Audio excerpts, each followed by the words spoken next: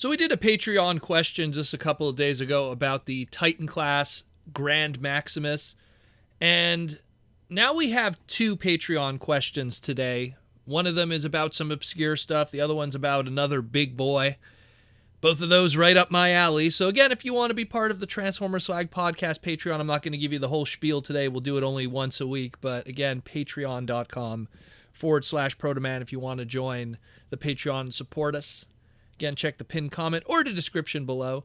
But we got two really good questions today, and we're going to jump into these today. And we got one from Dark Twilight and another one from Star Caliber, and we'll jump into those right now. And the first one we got from Dark Twilight, and they want to know, I got a Patreon listener question for you, Proto-Man. We might be getting some new animated toys, but what do you think about Energon getting some new toys? Why have we not seen any? Thank you for the love and support. So Dark Twilight, man, Energon. Every time with Energon, it's they always get the short end of the stick. But I've felt for many years that Energon was always this kind of weird spot in Transformers in terms of visually and aesthetically how it looks. Like, the problem with Energon is not that it's not loved for its designs or it's not a popular series, although that could be debatable with different sections of the community. I love the Superlink version of it. I think it's the weakest of the three of the Unicron trilogy, but it's by no means a bad Transformer series. I just always felt that it kind of, in a lot of ways, was kind of the early prototype of what would be Classics, Universe, Generations. And because it kind of has that aesthetic, it kind of doesn't have that uniqueness on its own that something like, let's say, visually Armada/Micron had, or later on Cybertron/Galaxy Force had. I mean, when you look at a lot of Energon toys, look at the Rodimus toy, or the Combiners, or RC, or Starscream, or Inferno, or Slugslinger, or Downshift, aka Wheeljack. A lot of those, in another time, would have been early Classics figures. You know, especially that Rodimus, the RC, like so many, and a lot of those molds in Energon end up being used as Classics figures in some form of repaint or retool. Look at the Omega Supreme or the Ironhide Ratchet from Tow Line. So it's, and even some of those Combiners again. So it's something where they had the DNA of Classics, and if you would do Energon toys today, there's not many characters you could pull from that would have that unique look that really says, yeah, this is an Energon homage. Because a lot of them already, were kind of Classics toys in themselves and reimaginings of those characters using modern engineering, especially back then in 2003 when we didn't really have something like that. And Classics would still be like another 3 years away, and Universe and everything beyond that. There's some unique ones, but then you look at even something like to give an example, right? So Shockwave was never a tank up to that point. Shockwave was a gun. That was it. He was an action master. He was a gun. Pretty much it. And for a split second, he was a RX-78 in alternator/Spinal Tech. But when we had Energon, aka Superlink, now he's this laser tank mixed with also a triple changer kind of satellite mode. And then afterwards, next thing you know, this Shockwave character, he was called Shock Blast back then. They didn't have the trademarks, whole other story.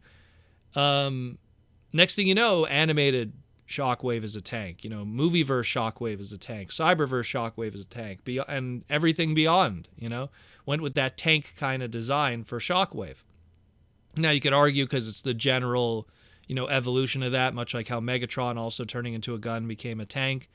But they could have went with something else, but they went with a tank also with Shockwave. And so you could kind of say that inadvertently, every single figure that came afterwards was giving a nod to Energon Shockwave because he was a tank. And even in a small, I might be pulling a little bit, but if you look at that recent Legacy Core class Shockwave, it kind of turns into a space station, satellite dish, spaceship kind of thing, which is kind of like a satellite also. So we kind of got a little bit of an Energon nod in the Legacy Core class, but maybe not. I think the closest we ever got to a true kind of Energon mold homage recently was the Shattered Glass remakes that we got through the Hasbro Pulse exclusives, the 2021 Shattered Glass Megatron specifically, because the original Shattered Glass Megatron from BotCon 2008 used that old Energon Megatron Galvatron mold. So then you kind of fall into this thing where it's like, well, when they did the 2021 recent Hasbro Pulse Shattered Glass Megatron, they took that Siege mold of Megatron, they gave it all those extra pieces and parts to give it that Energon mold and sculpt and silhouette and flavor to it. So that's probably about as close as we got, in all honesty, in terms of Shattered Glass and getting that Energon kind of look in the modern era.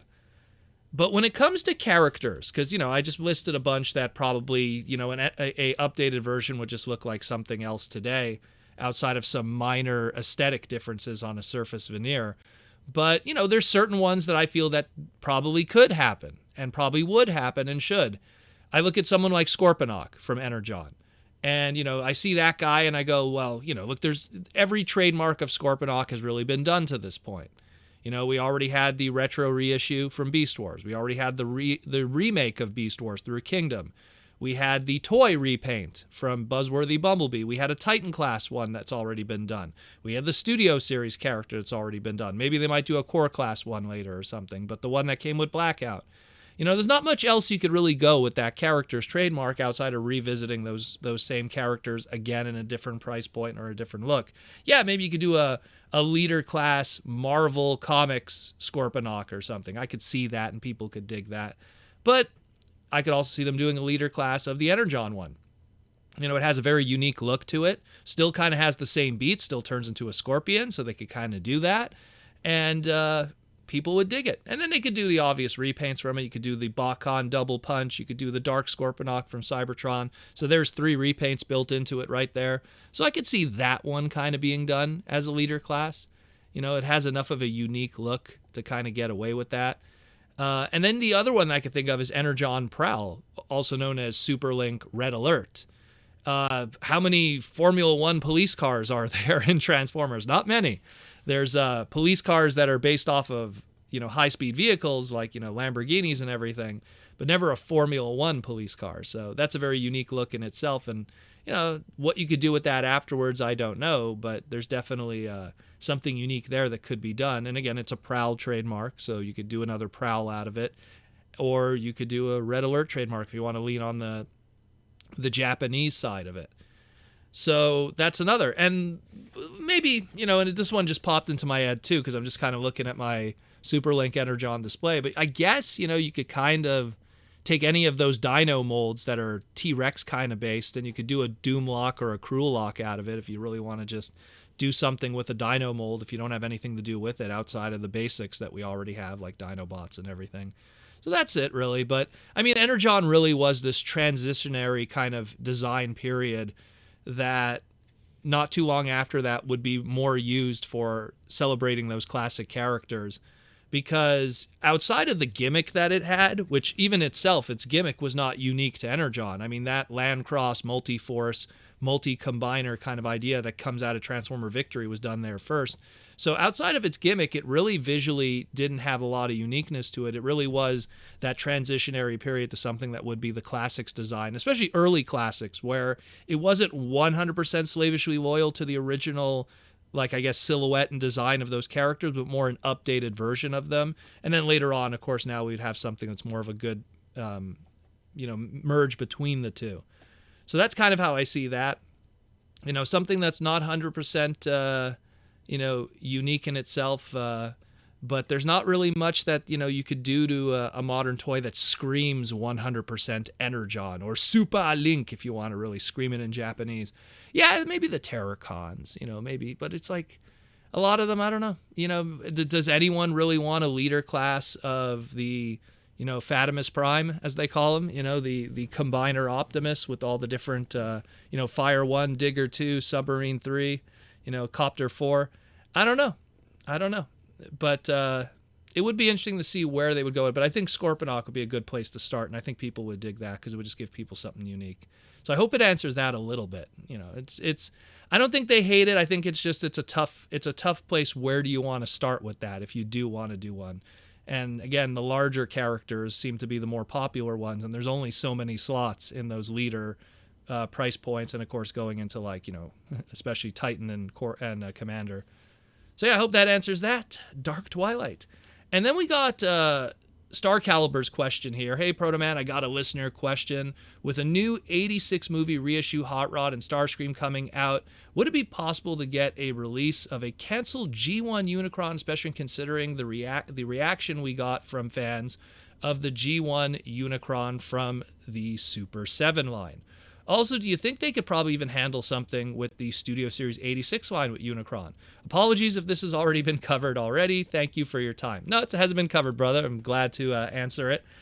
So first, to cover your first part, we have that brand new kind of concept now of reissuing original G1 toys and giving them more screen-accurate colors and paint and stuff. We recently talked about the Hound on the live stream.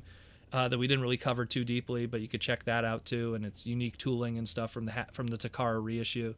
So that's already out there, but he's curious, would it be possible to maybe even get that original G1 1986 Unicron? Well, I don't know. They'd have to go back and rework that mold, because that mold is an absolute disaster, and probably would have to retool the toy even a little bit, because, it was in the early stages of its design. It's barely holding together. It has it has fists that kind of plug in like G1 Optimus Prime. It doesn't have flip out fists, so maybe they'd have to retool the transformation to make it more kind of modern and just not pieces that fall off, especially with the way new boxes are and everything today. They'd have to do some kind of modern tooling to it to kind of bring it into the modern safety staples of today. I would love it. I've posted online on my Twitter how that whole transformation works, so it's not exactly a super complex toy either.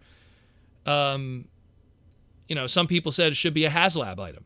Some people say it should be a unique Hasbro Pulse Retro Reissue PulseCon item, or SDCC.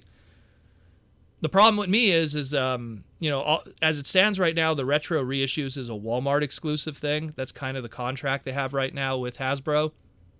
And outside of maybe PulseCon, which they could kind of get away with that, because I know they did that 2-pack there, and they were able to put the Ravage as part of that little Ravage 2-pack, the reissue.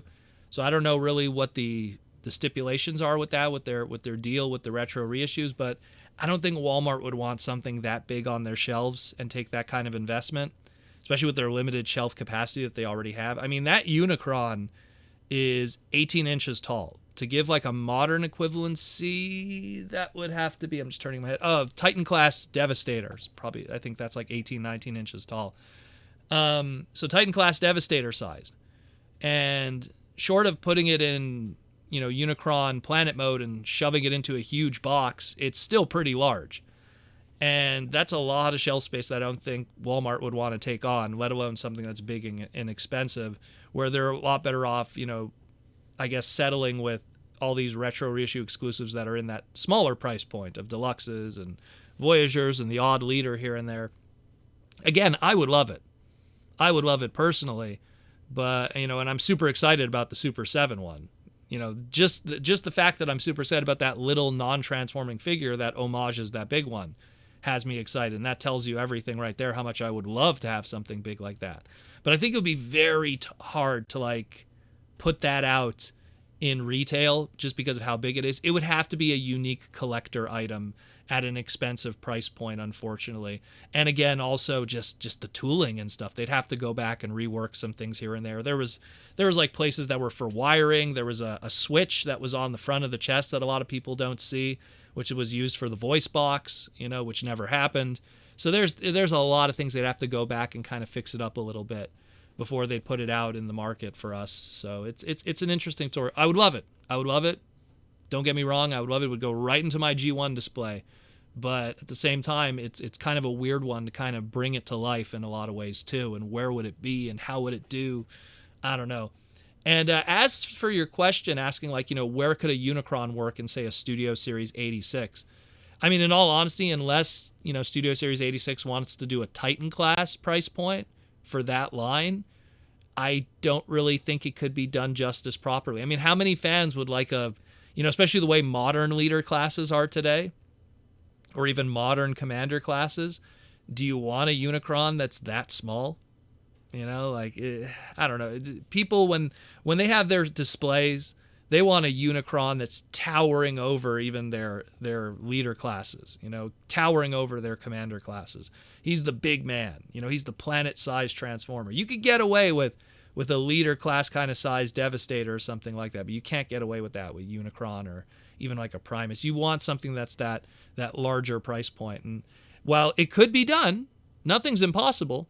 There's Unicron toys that are tiny turbo changers and tiny Titans. There's Unicron toys that were deluxe classes. There was McDonald's Unicron toys. There's been Unicron toys across every size of the spectrum. But I think that when you do Unicron today and you want to do them justice, you want to make a big figure. And if it's Studio Series 86, it's got to be big. So it's something where if they ever do Titan class and they want to do Unicron, I could see it happening. Might not happen this year, might not happen next year, but I could see it happening at some point. And if anything, that's where it would be. It would be in Studio Series 86.